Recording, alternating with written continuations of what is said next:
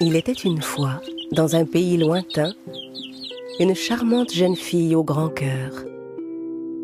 Comme sa mère était morte, son père décida un jour de se remarier avec une femme cruelle, qui avait 2 filles aussi méchantes qu'elle.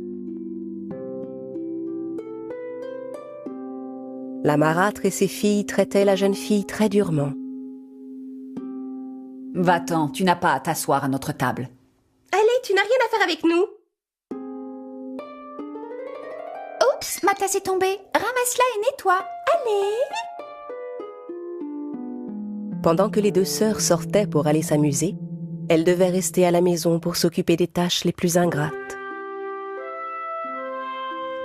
Tout le monde à la maison l'appelait Cendrillon, car quand elle était fatiguée, elle allait s'asseoir près de la cheminée, son chat sur les genoux, pour tenter de se réchauffer devant les cendres chaudes. Un beau matin, la famille reçut une invitation en provenance du palais. Un grand bal sera donné ce soir au palais en l'honneur du prince. Toutes les jeunes filles à marier y sont invitées. La belle-mère commença à préparer ses filles pour le bal, et Cendrillon fut obligée de les aider. Vous devez être les plus belles jeunes filles du bal ce soir. Vous devez absolument plaire au prince. Pourquoi je n'ai pas le droit d'y aller, moi? Toutes les jeunes filles à marier sont invitées, après tout. Vraiment? Et tu comptes te rendre au bal du palais habillée comme ça, peut-être? Le moment du bal venu, restée seule à la maison, Cendrillon ne put retenir ses larmes et commença à pleurer. Au même moment, une vive lumière éclaira soudain la cheminée, et au travers de cette lumière, une belle fée apparut. Cendrillon n'en croyait pas ses yeux, car cette fée n'était autre que sa mère. Oh, mère! Bonjour, Trésor. Je suis venue t'apporter mon aide. Toi aussi, tu vas pouvoir aller au bal du palais. Vraiment? Mais comment? Mais voyons, grâce à mon aide. Va au jardin et rapporte-moi la plus grosse citrouille que tu peux. Et toi, petit chat, va vite m'attraper cette belle souris. D'un coup de baguette magique, la fée transforma la citrouille en un magnifique carrosse. Puis elle dirigea sa baguette vers les souris. La première fut instantanément changée en cocher. Les 6 autres devinrent 6 beaux chevaux blancs. Et à ton tour maintenant. J'ai l'air d'une vraie princesse. Mais mère, je ne sais pas danser. Et si jamais le prince m'invitait, de quoi est-ce que j'aurais l'air?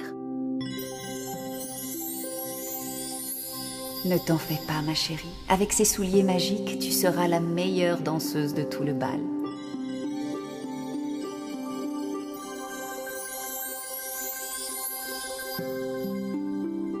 Il faut que tu danses avec le prince. Mais surtout, n'oublie pas, mon ange. Au 12e coup de minuit, la magie disparaîtra. Tu dois absolument quitter le bal avant que minuit sonne. Oh, merci, merci, mère, c'est tellement merveilleux. Je serai rentrée avant minuit, je vous le promets. Mère, est-ce que nous nous referrons? Je suis toujours à tes côtés, mon trésor.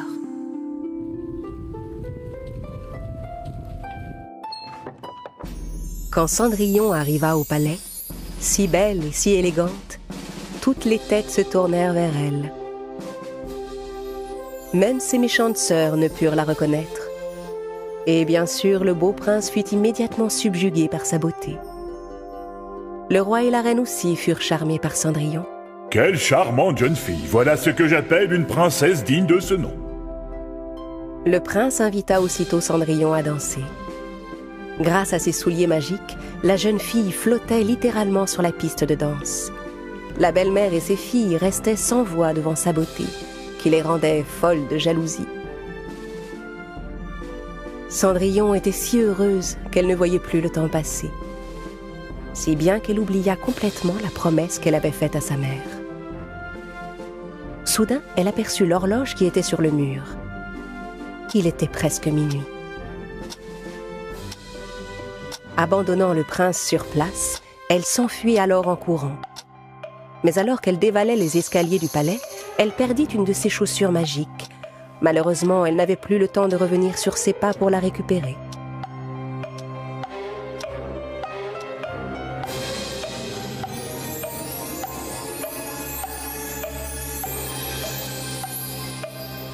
Le prince, qui courait derrière elle, trouva la chaussure sur une marche et la ramassa. Trouvez la jeune fille à qui appartient cette chaussure. Traversez tout le pays s'il le faut, mais retrouvez-la moi. Les gardes du palais parcoururent tout le pays, frappèrent à toutes les portes et firent essayer la chaussure à toutes les jeunes filles du royaume. Mais le soulier n'allait à aucune d'entre elles. Finalement, ils arrivèrent à la maison de Cendrillon, où les 2 filles de la belle-mère essayèrent la chaussure. Mais poussez plus fort, enfin, ça va rentrer! Mais oui, voyons, ma fille a les pieds un peu gonflés en ce moment, la fatigue sûrement.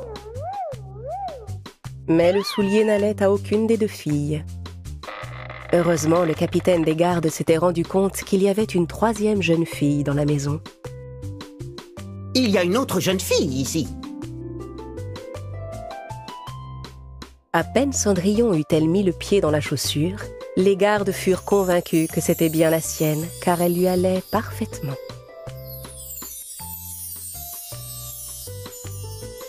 Je vais vous demander de nous accompagner au palais, jeune dame. Notre prince vous y attend. Les gardes conduisirent donc Cendrillon au palais. Quand le prince vit Cendrillon, il la reconnut aussitôt. Il était tellement heureux de la revoir. Il s'agenouilla devant elle et la demanda en mariage. Princesse, voulez-vous m'épouser? Cendrillon, ravi, accepta sans hésiter la demande du prince. Et ensemble, ils vécurent heureux pour toujours.